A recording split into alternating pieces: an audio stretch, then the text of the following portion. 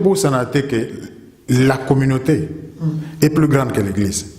Et que le nombre de membres de Tozanango, ça représente 10% ou 15%, il y a communauté. C'est comme ceux qui l'église est pesée comme un bon communauté, nous sommes éthiques les awap. C'est comme si la communauté est réduite quand on a l'église. Le cas de l'église va penser que directement rien n'est sorti. C'est là qu'il y a un problème dans la communauté. Tant dans la communauté, dans la direction de la communauté, dans les membres de l'Isomoko. Parce que ceux qui sont 1000 comme chrétiens à l'église.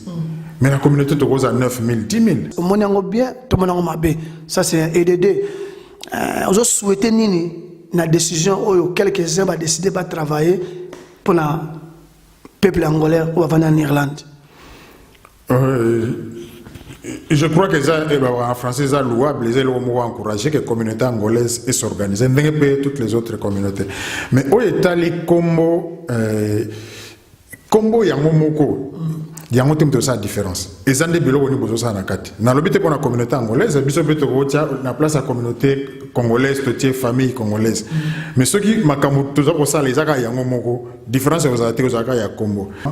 Parce que pour la côté, tu as la préoccupation à la famille. Parce que, comment créer un problème de soutien à Kate? Parce que si on a tout le matin, tu as le lobby, tu as le lobby. Et le président était d'accord? Tu as là qui n'a pas pour la côté, ça y est. Après avoir votre décision déjà, vous êtes informé. Tu décides de c'est là les famille exprimer comme préoccupation. Bah souhaiter ceux qui prennent la matin. Ce que tu as même famille n'a pas différent. Si on a des cas difficile à répondre, au Bengaï doyen, je ne suis pas le seul. Les gens là-bas te belé bayaka, toloba tokozoa plus année 1996. Avant cela, il y avait quelques Congolais, mais communauté Penzaka, moi, groupe de Congolais, en 1996. Et donc, parmi Batouana, il y a peut-être Bande Komsu Sotoyebi, Bamsou Baza Sal Nanzambe, Bamsou Baza Kanakatia communauté. C'est vrai que depuis Bandeli, Nabanewana, surtout années 97, 98, quand moi effort et Bandaï Salama, parce que les Congolais, comme ils ont mis en Mboka, quand moi effort, il y a Banda s'organiser, Kokutanaka. C'est tous les bâtiments un peu distincts par rapport à la population. Tous les monoko français, mais monoko à mboka na biso to lingala. Donc à moi effort et bandaka na tango wana pour s'organiser. Malheureusement, ce qui est kota là sur presque les 22 ans au Tofandi Awa. On dirait que to commune nous prend si katozolinga okomate et parfois avec des débats, des discussions, on dirait ton et mati. Bon, biso la communauté le roi to pessimon que c'est notre droit. Mais après comment créer ba problème na katia ba famille wana. Puisque to komi ko tatina utilisation en bon wana ndengeni ba kosala koko tatina ba relation bango bazakona katia famille que tel to pesa tel to pesa ndambo to tinda na parce que cette intervention là biso tant aussi si to pandi matanga to kei mais to créer problème na katia famille c'est sa famille na bango bango nde ba na kansi yelo ko photo simba erreur résultat ki wapi c'est que tant muta kufi na katia communauté et ya kosunga libota ya moto akufeli.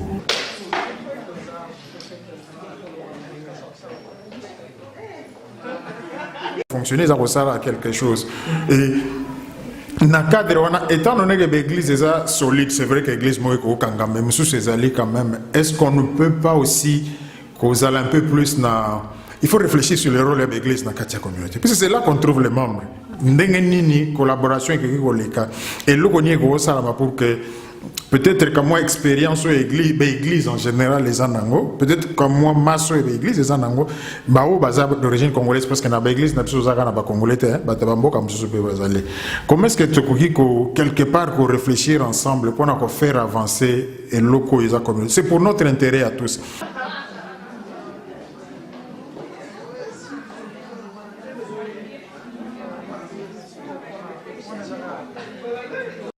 Tous allons contacter, tous les gens qui réunion pour être tous les délégués, pas nécessairement mais tout le monde a voix à serviteur de l'église. Mais l'idée est bandaka après tant de réunions après c'est annulé. C'est en général, dans le comité. Mais après réunion, ils allaient annuler, tirer l'autre. À l'époque, on a président qui était responsable. C'était avant Pasteur Emba. C'était Papa Lukusa. idée ya ko inviter l'église kozala na kati quoi. Donc ça to yebite idée yango parce que ça c'était idée ya ko tia sorte à conseil d'administration moko boy na kati. Mais ça qui vrai de bon est-ce que ya ko kufa par rapport à quoi? Puisque la raison c'est quoi? Na to ko yeba tezaki idée ba bengisa biso. Bonjour et bonsoir fidèles internautes et le centre d'Irlande, chers internautes, tu es ngabinoto mekosola muke parce que les toi à devant l'église de la grâce au moins la derrière Simalangai toujours tu n'es pas responsable de l'église de la grâce tu me consola tu es banini ya makasi oza ko passer na kati ya communauté tu me consola en tant que pasteur serviteur de Dieu tout ça ma question de retour. Je demande à tous les serviteurs de Dieu non c'est un merci d'avance nous va accepter que ngana sola na bango tu me passer na kati ya micro tu es banini il faut sola na kati ya communauté. La communauté a besoin de quelque chose de soutien de toi et de moi, de vous et de nous autres. C'est très important dans la communauté ensemble, c'est ça que nous avons balingi. Alors nous quand on a quand tu me devenir pasteur tu es ba makambo makasi nini oza kiweza le kana kati ya communauté ba na rôle à jouer, ba rôle à jouer te quand même ils ont bien ou bien bazang ba pasteur on va s'occuper de l'église ou bien na kati ya communauté. Mais en tant que moi votre juste nabi que être pasteur, je crois d'avant, aux années responsable de la communauté. Alors la communauté a besoin de tout le monde. Ce qui m'a besoin comme ça, tout cela m'a tout, je vais expliquer.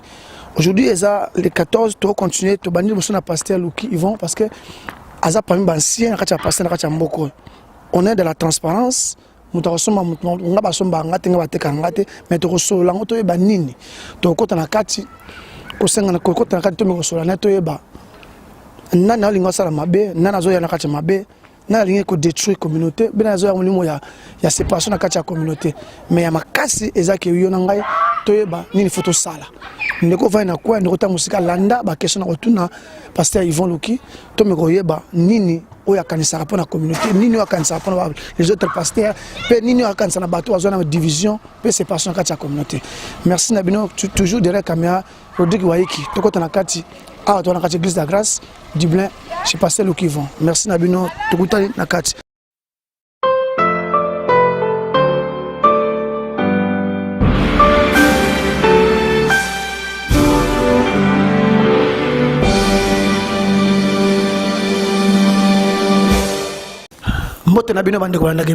Tout est possible présenté par Elson TV. Bonjour et bonsoir chers internautes partout dans le monde. Vous êtes connectés sur Elson TV, un post sur YouTube. Vous allez connecter, vous abonner massivement, c'est gratuit. Plutôt que oui, cette fois-ci, tous en a posé tout sur la base de Dieu. Ma communauté de la communauté, ma communauté de l'église. Maintenant, quant à moi, je suis avec les responsables de l'église La Grâce au nom de pasteur Luki Yvon. Vous allez me cambier l'église de La Grâce à Dublin, Irlande. Tu es côté là et tu me consoles ma question. Avant que tu puisses peut-être changer comment tu éviter parce que nous sommes pasteur, comme prophète, comme apôtre, comme apôtre, donc bagarre de Mathie, tu évites, tu peux ce micro. Après ça, tu seras à la place où tu es que pasteur. Bonjour, bonsoir. Bonjour. Comment on a, s'il vous plaît? Comment on a Yvon Luki. Nazali, pasteur responsable de l'église La Grâce Christian Assembly. L'Assemblée chrétienne La Grâce à Dublin, en Irlande. La Grâce, c'est sali depuis. Vous allez premier pasteur de l'église La Grâce, vous allez deuxième. Vous allez à Tiki, après ça, Kako Mukolo, Yosu relève. Nazali, premier pasteur, tout ça il y a à peine 20 ans, ce qui est beaucoup mais peu aussi à la fois. Naza pasteur et puis Nazana ba ndekomusu baza pembe nangai ba ministre et puis ba ndekomusu so nzamba tia pembe ni pona okosunga na okamba musala nzambe. Donc tu vois que La Grâce c'est allé 20 ans en Irlande ou 20 ans en Europe. 20 ans en Irlande. 20 ans en Irlande. Merci cher restaurant, je suis avec le pasteur Luki Yvon. On va essayer à kota kati kosola nini oto yeli kolukaye. Tant que moi, avant de la question, merci pasteur, na simplicité, na yoko accepter l'invitation na biso. Question de bosso zali, pasteur, on m'a expliqué biso tant que doyen premièrement. Est-ce que communauté congolaise ou ezana kati Irlanda, yo mona rango, selon ma communauté tambola, on tambola bien ou bien tambola na kokoso. Bon, question à moi difficile à répondre. Au Bengaï doyen, je ne suis pas le seul. Les gens batobele bayaka, toloba tokozo plus année 1996. Avant cela, il y avait quelques Congolais, mais communauté penzaka moi groupe à Congolais bandeko en 96. Et donc parmi Batouana, il y a peut-être bandeko msuso toyebi, bamsu baza sali nanzambe, bamsu baza kana kati ya communauté.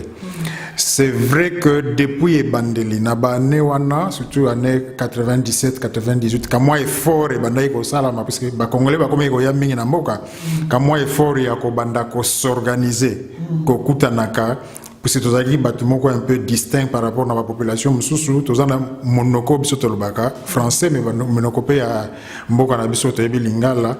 Donc quand moi effort et bandaka na tango wana pour na ko s'organiser. Malheureusement, ce qui est là sur presque les 22 ans au Fandi Awa, on dirait que to commune no penze sika to zolinga okomate. Bon, ici les questions à responsabilité, il y a Moutouté, il y a Batouté, mais je regarde la communauté en général. Mais fort les autres, on dirait Mbouma penze zobota mandenge na notre lingité. Je parle de mon point de vue comme étant membre de la communauté, bien sûr. C'est que tant que que oui, aux hommes ils ont comme appel à santé, c'est que effort ni autant que papa Yvon Loki bien souci aux aranango que oui Luka pesa un plus pour échanger ce souci na nous on a que évoluer raté. Souci na biso premier zali d'abord tous abasala nzambe. Pour ça nzambe zali bana na union subat nous ça que là bas à l'ensemble. Nous sommes une communauté. C'est vrai toujours on a peut-être que moi mingi mais ce qui te comparé na population irlandaise tous en abiso penza mingi était.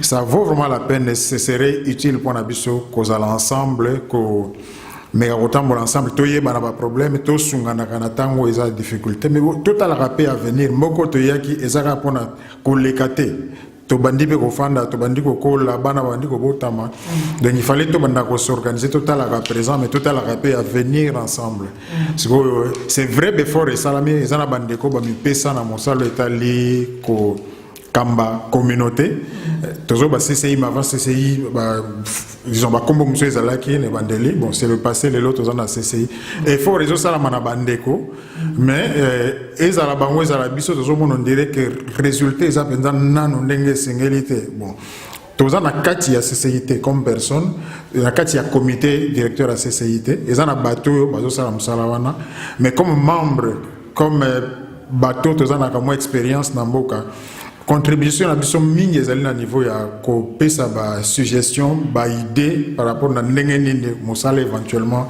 et ko kiko kende ndenge ni communauté to ko tambola nango po ete to atteindre l'objectif eza fixé mais il y a chaque fois selon ma mandat et pesa maka un comité qui est à la place bangonde ba kambaka effectivement sur le terrain au Italie communauté na biso mais on a toujours été ouvert na nous c'est que idée au biso de faire avancer la communauté dans la direction où il y a malamu pour que tu atteindre l'objectif où ils ont fixé.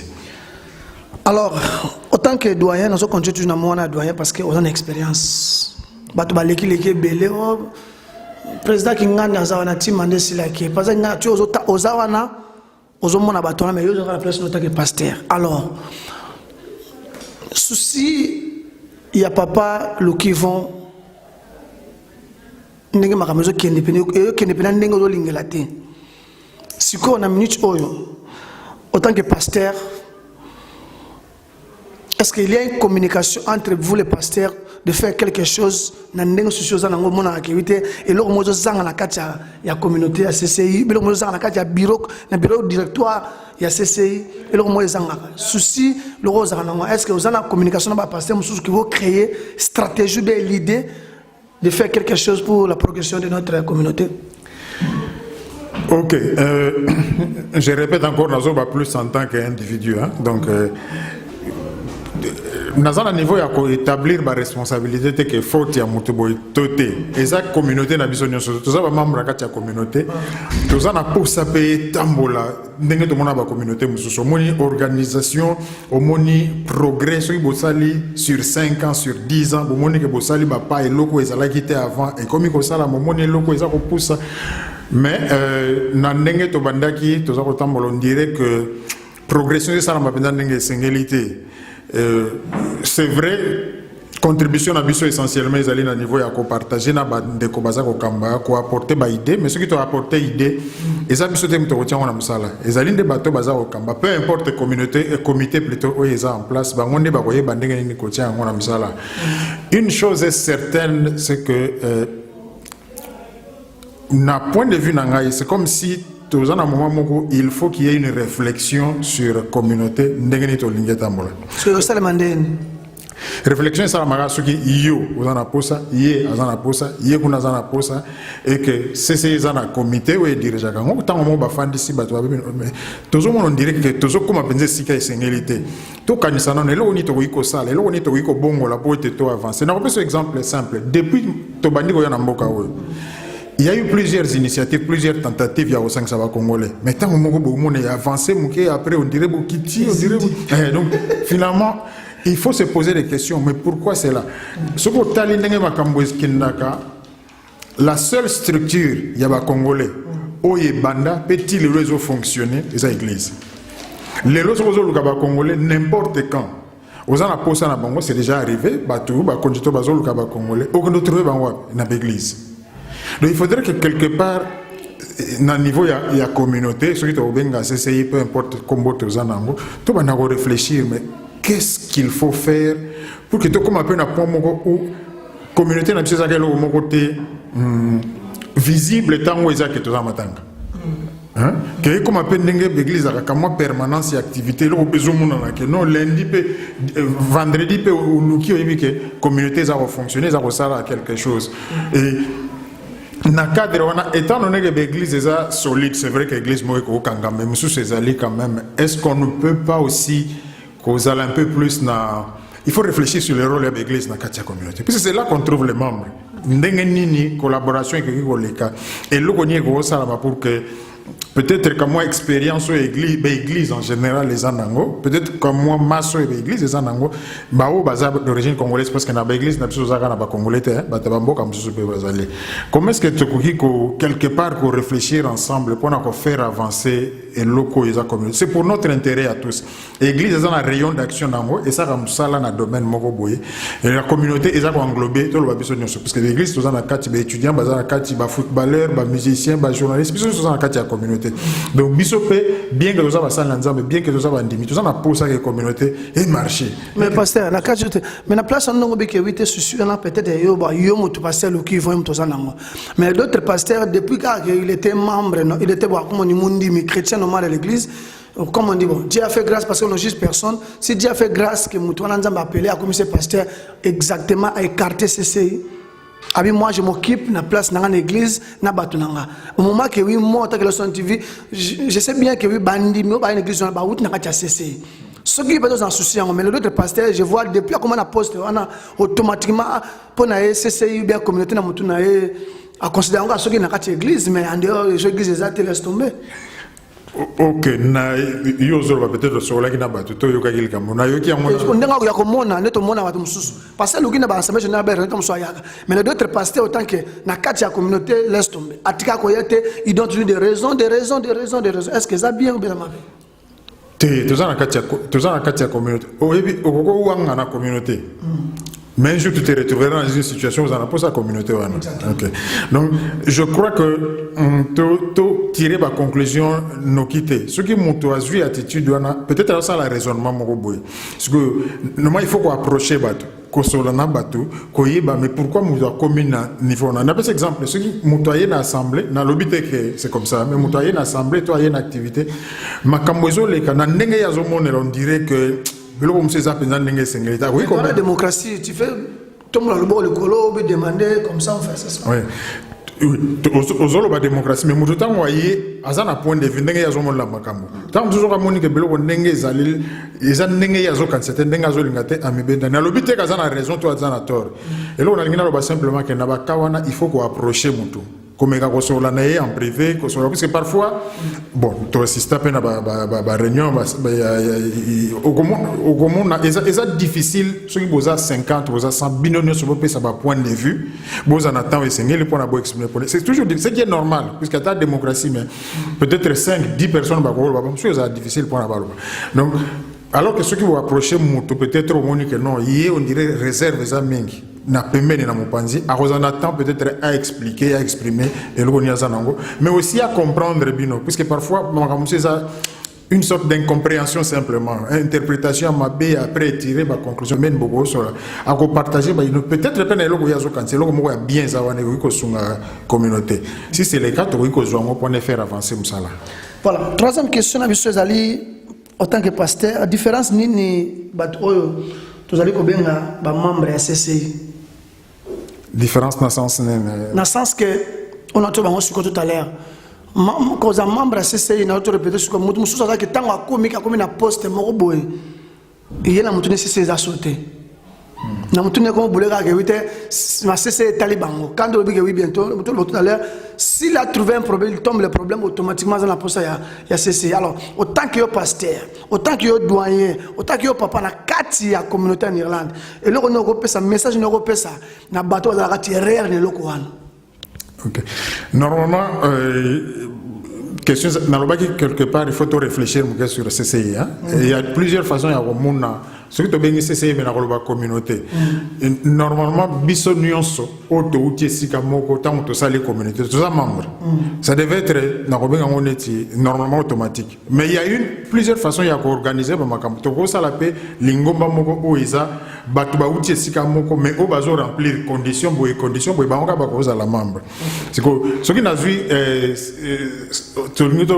c'est dans sens à communauté en général montenyon surtout il faut s'intéresser na communauté on a puisque ça partie na kati ya communauté wana ceux qui azan na situation azan na likambo tout azan na contribution azan na kati ya communauté mais ceux qui paient communauté wana na organisation nango ezui avantage moko pa ba congolais à cause de la mpanzite puisque azan na kati ceux qui loko moko par exemple que nous on appelle si tout ça par exemple pesi mikanda na ba congolais que yo za congolais moko bénéficier nango lo bateke ngana yakate na kozo yango te na kosimba yango te donc normalement mutu nyonso il faut à se sentir interpellé azala intéressé ne loko ezo le kana kati ya communauté ndenge za structuré parce que question to kozanango c'est que ndenge ni to ko sala na kati ya structure to zanango pona ko benda batu pona ko approcher batu pona ko za na dialogue na batu pona ko sola kana batu ko luka ko kotsa bango na kati ya vision haute zanango ya musala ya ko 5 ba congolais donc ceux qui tozali ko approcher batu peut-être en privé c'est vrai que c'est difficile ça travail moko lourd peut-être to meka yango to kutana na échec tout ça là boy simbate mais échec est découragé bisoté pour ces hommes ça là à longue haleine ce n'est pas en un jour en un mois que tu vas réussir il faut du temps malem ceux qui t'ont échoué est-ce que moyen à changer stratégie ça est-ce que tu vas utiliser batu mususuté d'autres travail ceux qui na kokité mais est-ce qu'il n'y a pas quelqu'un d'autre qui peut-être a des contacts faciles? Est-ce qu'il n'y a pas une autre petite structure qui peut aider dans le sens où on a les serviteurs, PFI? C'est un cadre où la question quand c'est soulevé par rapport à Ndekomoko, par rapport à Bandego, c'est entre les serviteurs, tu peux analyser, mais raison, tu peux comprendre mieux que les bandes dans la communauté. Parce qu'on a tous entre la liberté à Roloba, point de vue na bango, ndenge bazo kansa par na likambango. Et à partir de là, peut-être ça peut servir de pont. Donc, tout l'embaté parce que ton méca qui est simbité. C'est pour l'intérêt de la communauté. C'est pour les loter, mais pour la lobby, pour la bisomokate, pour la banane bisopé. Alors, merci pasteur d'éclaircissement. Pasteur Yvon Louki a expliqué surtout qu'il y a une question parce que cette fois-ci, il y a un pasteur, il y a un responsable de la communauté, il y a une photo sale. Pour moi, Miri, trop les gens disent bouche à l'oreille, ils ont un freinage, il y a un blocage. Alors, pasteur Louki, le lot en 2018, Banda au côté Namboko, question de la réponse, au participant dans le comité directeur, mon côté na 4 SMA CCA en Namboko. Banda Namboko. Tu n'as participé. Être membre, quand tu es conseiller, chargé, alors comment tu as sorti au participer. Mais naïebi que R Moko na par le passé direction ya CCI et Zwaka idée il y a aussi la sorte ya conseil d'administration board moko et na kati ya board likanisi yaka que ba tiape ba représentant ya l'église tozalaka contacter tobongisa ka réunion moko boy tokutana pour être tozanit na ba délégué moko pas nécessairement ngai mais mutu moko akoza na voix ya ba serviteur ya l'église na kati wana mais idée wana bandaka après tant réunion samaki après c'est annulaka na ba c'est en général na l'obité comité c'est quoi mais après réunion wana ezalaka annulé tirer l'autre à l'époque on a président qui était responsable. C'était avant pasteur Emba c'était papa Lukusa papa Lukusa idée à inviter l'église kozala na kati quoi. Donc ça tu éviter idée en gros parce que ça c'était idée à retirer sorte à conseil d'administration mon boy na kati. Mais ça qui vrai de bon est-ce que yako kufala par rapport à quoi? Puisque la raison c'est quoi? Na tori ko yeba tezaki idée ba bengisa biso balobi tala likanisi tozana ngo. On s'est dit tout na to sur la muke pour na to yeba ndegeni to ko bongisa pour na to délégué tout c'est batleur ba kozala kuna ba représenter biso les photos yeba tango bazoya eloni ba yo kutana ngo ndegeni musale zo salama et orientation ni neza oyo bozo connaître par rapport à la communauté mais après réunion pour des raisons peut-être dans un côté et ça la marate quoi ça marate bon ce sont des choses qui peuvent arriver peut-être ba occupation monsieur ya qui idée changer qui wana na yebi pensate 20 ans na kati église la grâce expérience yomo konan na chena ma pasteur musuté autant que yomo pasteur Luki aussi au pesa kana ba verset biblique dans l'église est-ce que déjà si au fait intéressant peuple to bandime ba na kati église et frères et sœurs écoutez nous sommes dans la maison de Dieu mais to bossa na te que communauté eza na posa na yo posa na nga est-ce que pasteur Luki vont à ça pesa des messages dans l'église qui était ensemble général ezali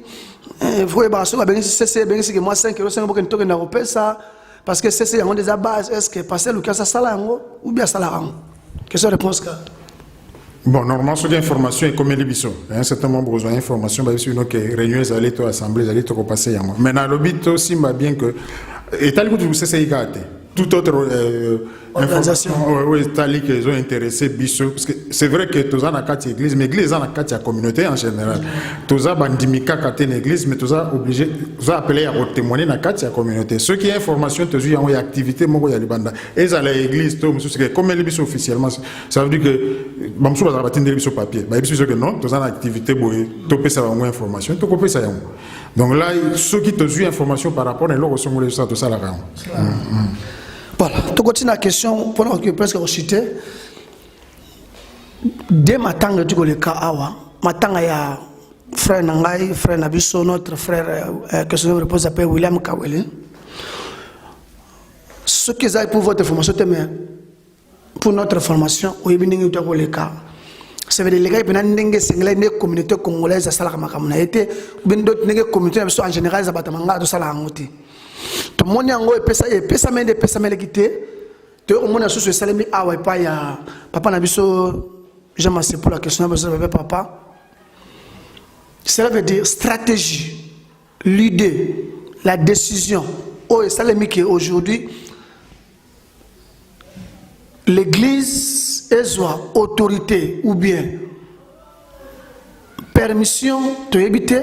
Il y a aussi l'église va préférer bazo mbongo.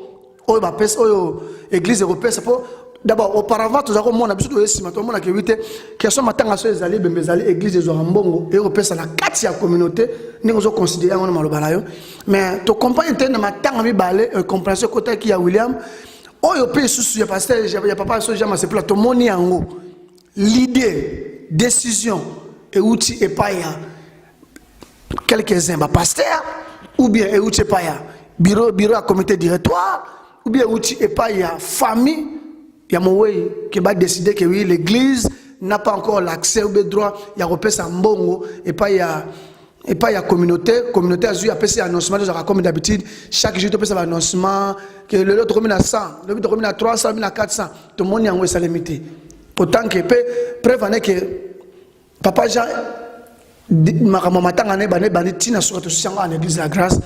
On a dit merci à pasteur Luki pour nous flatter on peut être salle. Alors l'idée on est utaki wapi décision qui a donné l'idée décision que ça m'a bon battu surtout on va dire dans l'église on va dire matanga na jour quoi maki on peut dire 100% dans ma présence bazama 70% ba dessiner loko wana pourquoi ça mi bongo nous sommes que bon alors on a que l'église nous sommes que dans l'église mais ma église n'a pas ça à 10 000 francs numéro pour ça moi matanga na pesa na pesa na compte ya communauté écrire sur place qui a fait que le roi est bon. Ok. Question autour na égosenga peut-être émission belé pour répondre parce que toza batu toza mikolo il faut te réfléchir ça répond à présent tout à la répondre à venir.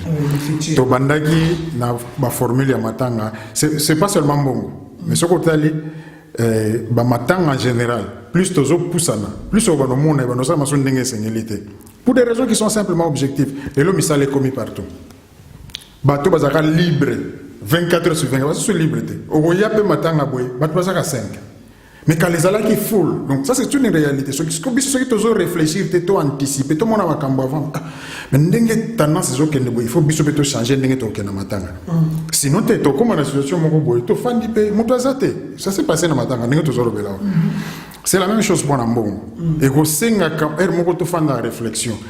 Qu'est-ce qui s'est passé na niveau na biso ba serviteur réflexion bandaki déjà ko sala mana o Italie ndenge matanga sala manga surtout au Italie mbongo pas biso to influencer communauté mais ba préoccupation zo utane na ba famille concernée tant que tozaki to ko mbongo to bongisi yo yeba matanga ona otanga te to bongisi mbongo to tie wana mbongo wana bato ba pesi communauté mu te décider ndenge ba osala bakabola ba pesi autant et parfois avec des débats des discussions on dirait ton et mati bon biso pour la communauté le roi to pesi mbongo to zo mona que c'est notre droit mais après comment go créer ba problème na katia ba famille wana puisque to komi ko tatina utilisation mbongo wana ndenge ni ba kosala koko tatina ba relation bango bazaka na katia famille que tel to pesa tel to pesa ndambo to tinda na parce que cette intervention là biso tant to sisi to pandi matanga to kei mais to créer problème na katia famille c'est sa famille na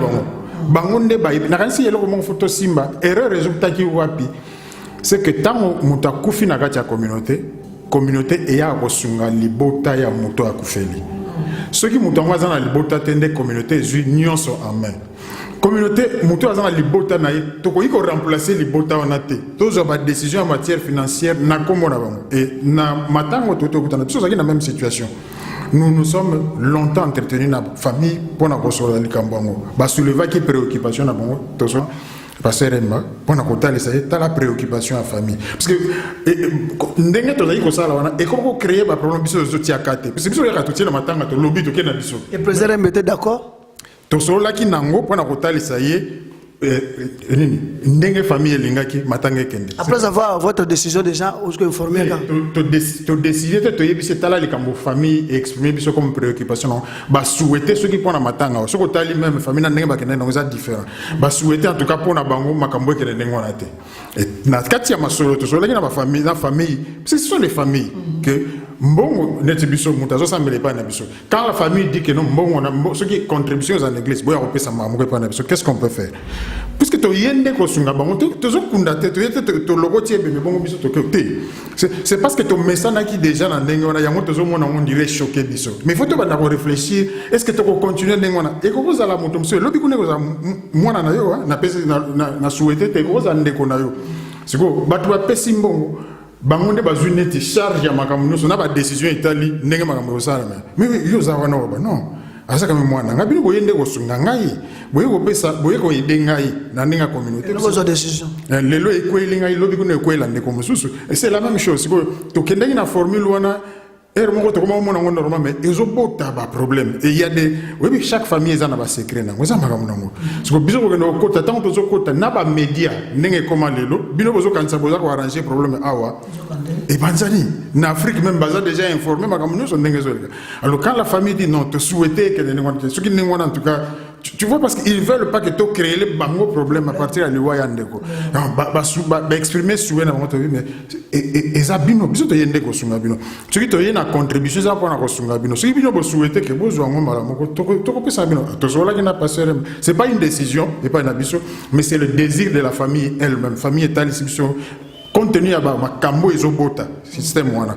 Et comme isko tant que communauté ont décidé, bat na bat bazo décider selon ba relation na bango bazana mutu songolo tonini awate kunate tout ça to créer vraiment comme moi poto na kachona mais to kena biso après matanga to kena biso to yebi na biso te que na si ma famille wana ba comme na conflit parce que le roi biso mutu des yeux le to tiki la bango baza quand même ba mikolo ba décider ndenge ba osala ngo nous prenons la décision à leur place to comme ko tia ka moi mobulu et ça ba nungu na kacha ba famille c'est ce que nous avions voulu éviter to ngaki makamno sele kana kimia famille ils ont en charge za mutu na bango En Afrique, ceux qui ne doivent pas faire des contributions. Après, en Afrique, on a dit que non, dans le quartier, on a une décision, tu as mis 500 000 francs, si tu as une famille, tu as payé ça, tu as payé oui, tu as payé ça, tu as payé dépense.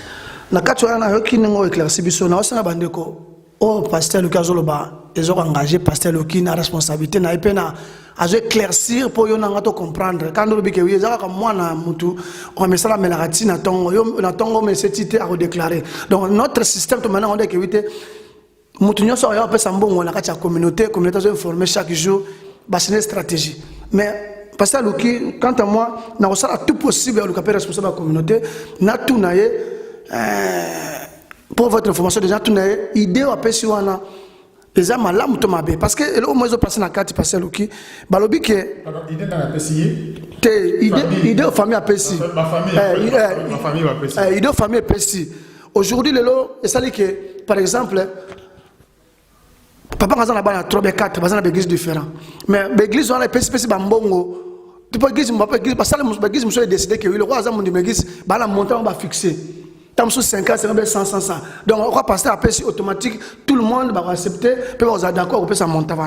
Mais comme ici, il y a ça à la fin du compte, ceux qui vont repérer cette information, qui vont informer la communauté, la publicité, les quand même communauté a la informer dans montagne en bongo bimiro que oui église missi et petit famille wana qui quoi encore que moi na pas à l'église monsieur église missi bon église missi bon et petit famille wana et ça quand même noté na niveau de la communauté na nini na cahier à comité directoire est-ce que pour na yo ils amabe to malam question réponse ka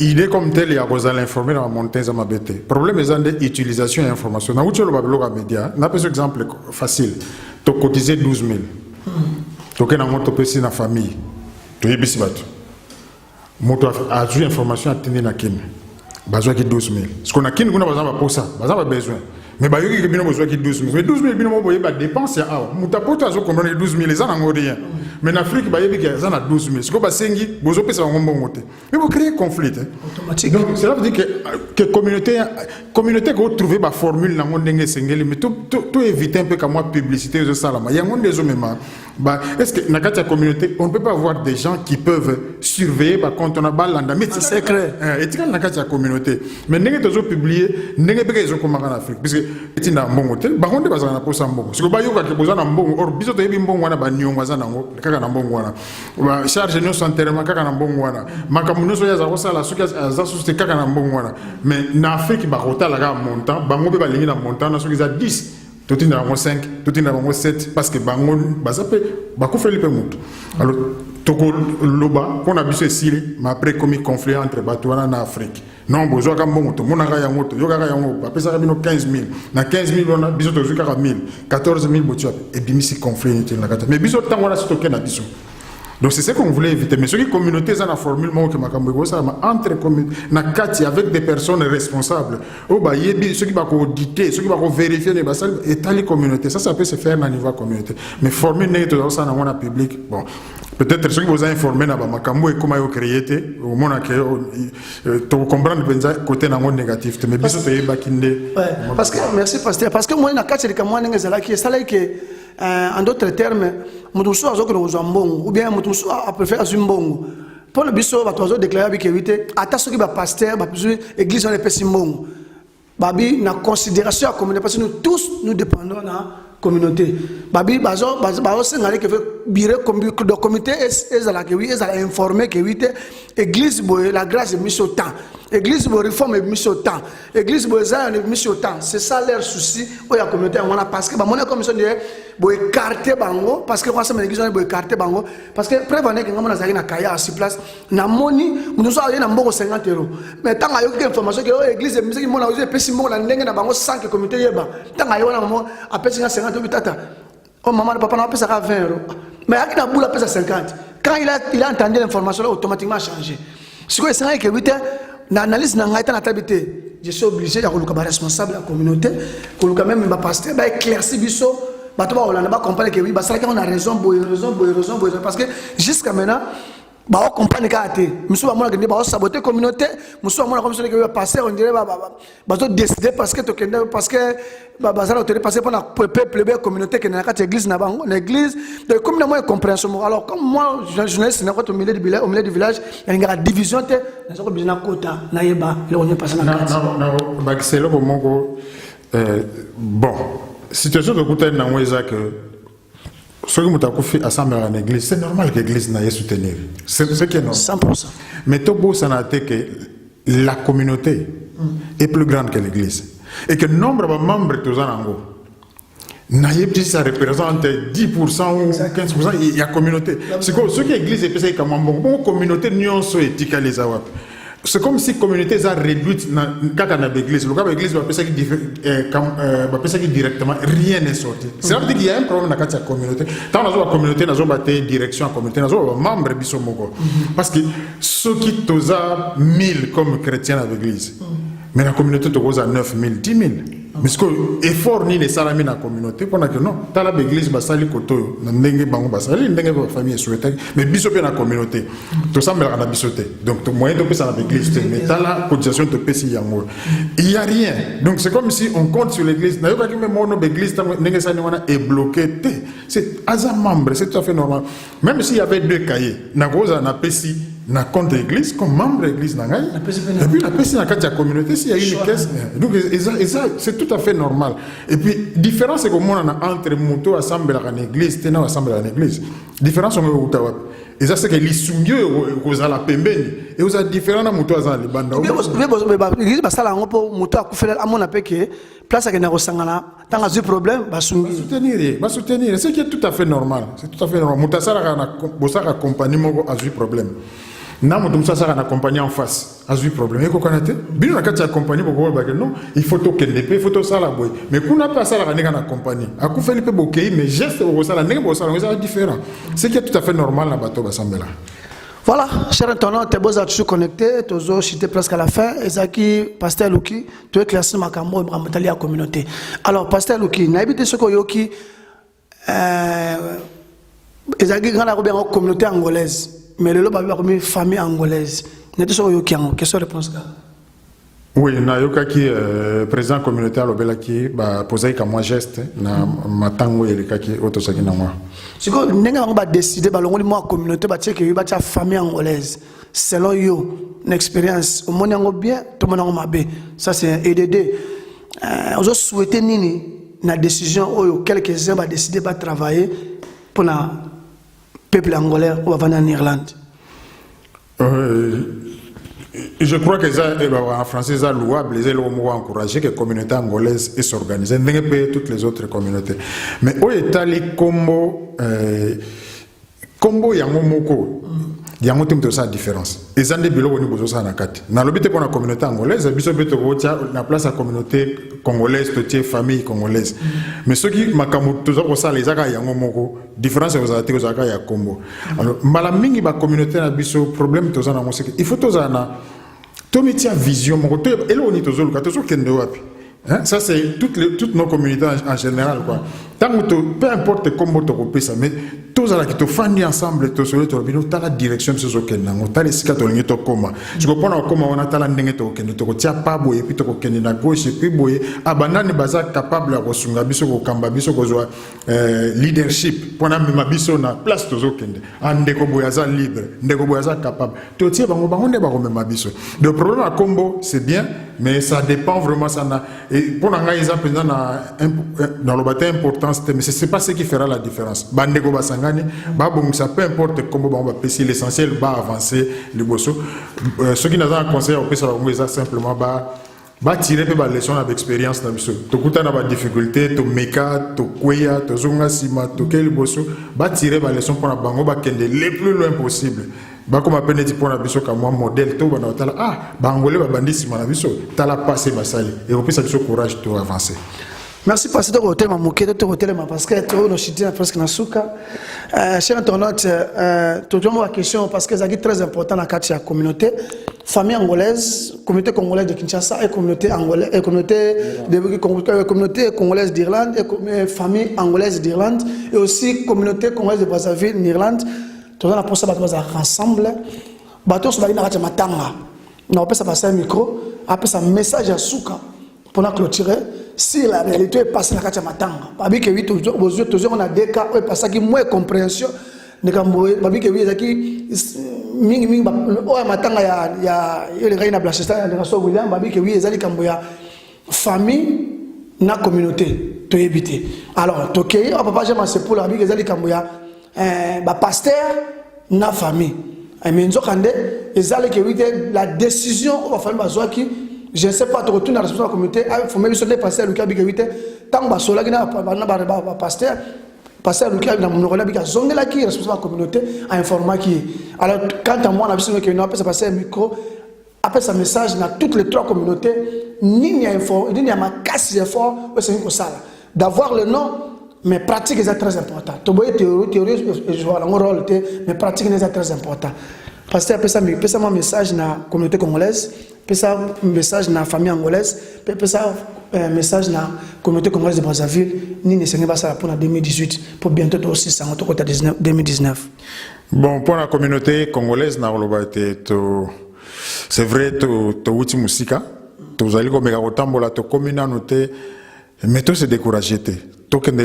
Communauté dans la poste à motonyon so totia loboko c'est vrai ton numaraba comité mais comité zaka bato ba se sacrifier pour na conduire communauté mais bango te doit me makilo no so bazana na poste na biso donc tango ceux qui to lobby na likamu rezo marché te to kona na bango te comme tel biso moko tozana kati biso des photos ça là et marché biso moko photo iya sima na bango pour na ko pousser bango ko rappeler bango que non to lingi makambo e kende boy donc moko na moko ayebakaza membre de la communauté oya ko sala eza na idée oya ko sala disons na ko pesa comme idée toute action nyosa ko sala pour na ko faire avancer communauté na liboso et bien asala yango comité za oneza ko diriger ko kende sokaza na proposition apesi bango pour nete to kende liboso o itali communauté angolaise na communauté congolaise communauté angolaise na communauté congolaise ya Brazza ce qui to babongo bandeko bobandi eza facilité bo kende liboso